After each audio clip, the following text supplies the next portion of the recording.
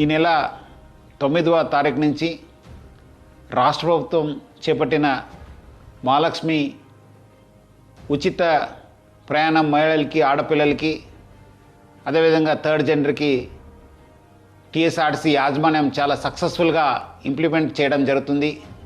చాలా చోట్ల అనూహ్య స్పందన వచ్చింది. రికార్డ్ స్థాయిలో ప్రయాణికులు మా బస్సులో ప్రయాణం చేయడం జరుగుతుంది. బట్ ఈ ఒక పథకం ఇంప్లిమెంట్ చేయడంలో యాజమాన్యానికి, ముఖ్యంగా మన సిబ్బంది కూడా కొన్ని సమస్యలు తెలియెత్తుతున్నావు.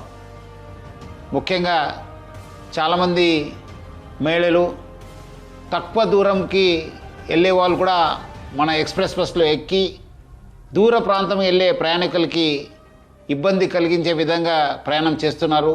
వాళ్ళందరికీ కూడా నా తరఫు నుంచి, యాజమాన్య తరఫు నుంచి కోరుతున్నాను, మీరు తక్కువ దూరంలో వెళ్ళే వాళ్ళైతే వెలుగు బస్సులో ప్రయాణించాలని చెప్పి నేను మరీ కోరుతున్నాను.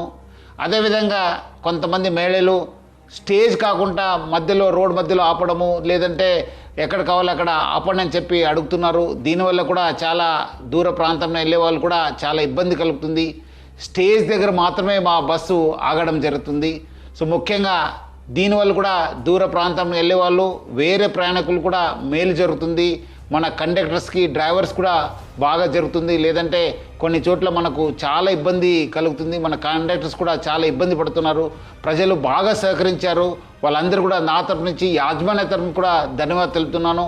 వచ్చే రోజు కూడా ఈ ఒక స్కీమ్ని ఇంప్లిమెంట్ చేయడానికి మహిళలు, ఆడపిల్లలు, థర్డ్ జెండర్ వాళ్ళందరూ కూడా సహకరించాలని చెప్పి నేను మరి యాజమాన్య తరపు నుంచి అందరు కోరుతూ, మహిళా లోకానికి, ఆడపిల్లలకి, థర్డ్ జెండర్ అందరూ కూడా నేను యాజమాన్య తరపు నుంచి కూడా సహకరించేందుకు పేరుగా ధన్యవాదాలు తెలుపుతున్నాను.